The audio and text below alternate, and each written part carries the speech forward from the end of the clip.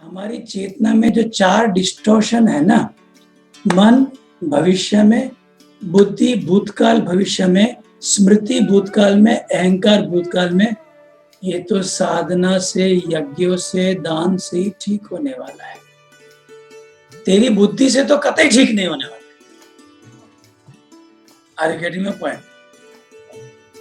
बुद्धि कभी मदद नहीं मांगती।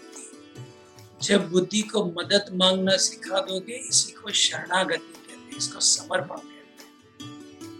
The intellect does not want to dissolve. It does not want to seek help. It wants to take all the credit. But when you make the intellect surrender, ask divine intervention. That is what is called surrender, samarpana. Then life starts blossoming.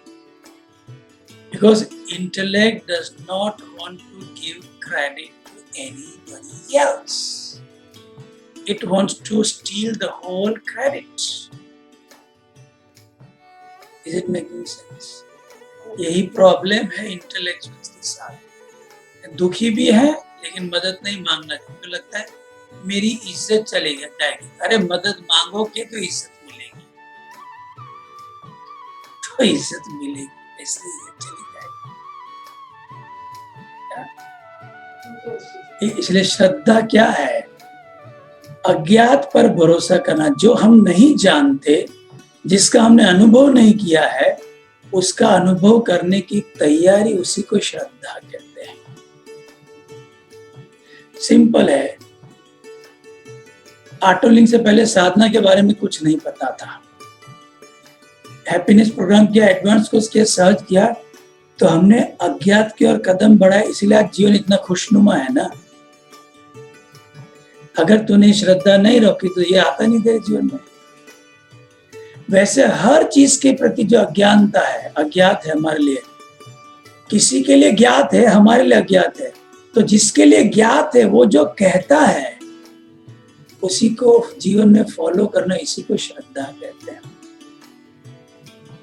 किसी ने मेरे से कल सवाल पूछा था कि आप इतना साधना के बारे में, इतना यज्ञों के बारे में, इतना दानम के बारे में समझाते हो, लेकिन फिर भी लोग क्यों नहीं मानते? उसके पीछे कारण क्या है?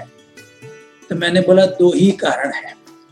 एक, किसी कारण से उसका आर्थिक स्तर पर हाथ तंग है, किसी कारण से उसका आर्थिक स्तर पर हाथ अभी थोड़ा तंग है। दूसरा, उसके अंदर श्रद्धा बढ़ाने की जरूरत है, अर्थात उसके अंदर संशय है। अज्ञात के प्रति कदम बढ़ाने के लिए सिर्फ 2 ही चीज आड़े आएंगी।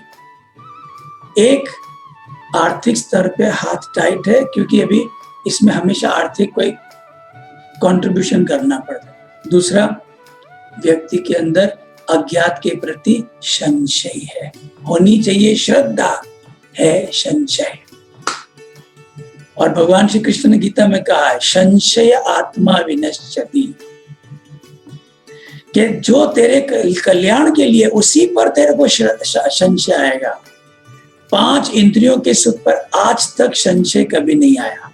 कोई बोले नया ब्रांड का आइसक्रीम आया, yoghurt ice cream with natural fruits, तुरंत खाने जाएगा। ये सिनेमा ढांसू है, रिक्लाइनिंग सीट पे पॉपकॉर्न का बकेट लेके फिजी ड्रिंक 1 लीटर के लेके बैठेगा,